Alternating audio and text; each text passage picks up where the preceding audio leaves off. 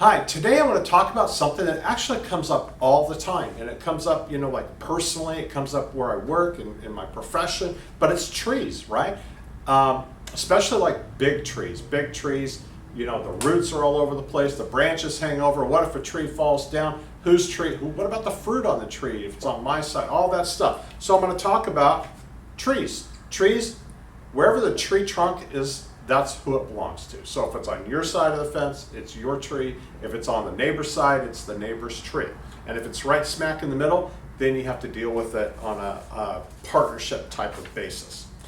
And it's owned by both neighbors. And you can say, well, that way we get to split the cost of maintenance. But truthfully, you also have the hassle of dealing with a neighbor. But how about those branches that reach over into your yard from your neighbor's tree, right? So they're dropping leaves, maybe they're dropping fruit. What is the deal with those branches? Who's supposed to trim those branches? Well, if the branches are coming across that property line onto your property, you can trim them to the property line.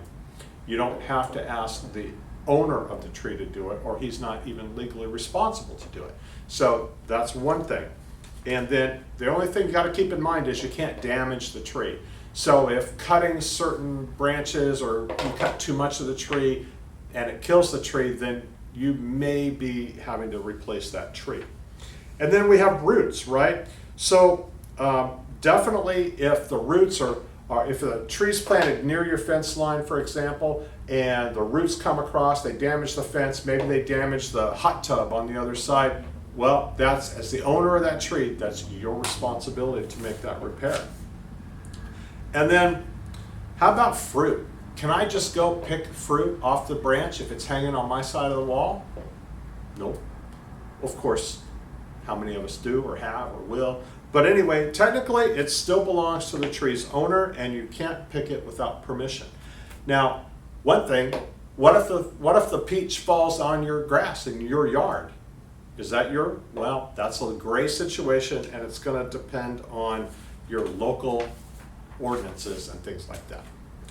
And then, how about those leaves, those pesky leaves? I've got a beautiful lawn, and ever since that neighbor's tree got this big, the leaves drop, they cover it up, it doesn't get sun, my grass is dying, and I really hate it. But guess what? That's not his problem. The leaves are your problem, or my problem. They're not the owner's problem. And then lastly, not quite lastly, limb legalities. So let's say the tree falls or a branch falls off the tree and damages your car or your house or somebody, God forbid.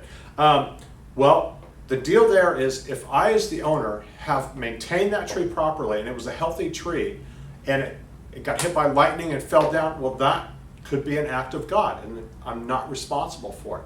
But if under further investigation they find out that the tree was rotted out and diseased and you hadn't been maintaining it properly, then you might have to pay for that damage, that repair. And then lastly, scenic. I got a house, I got a view, and this neighbor's tree grows up and it blocks my view. What can I do about it? Well, that really is very local. So you're going to have to go to your local city and find out what their rules are about that. Typically, most times I'm guessing the neighbor's entitled to grow a tree, unless there's some ordinance against it. So I hope you found that interesting. I thought it might be pretty good.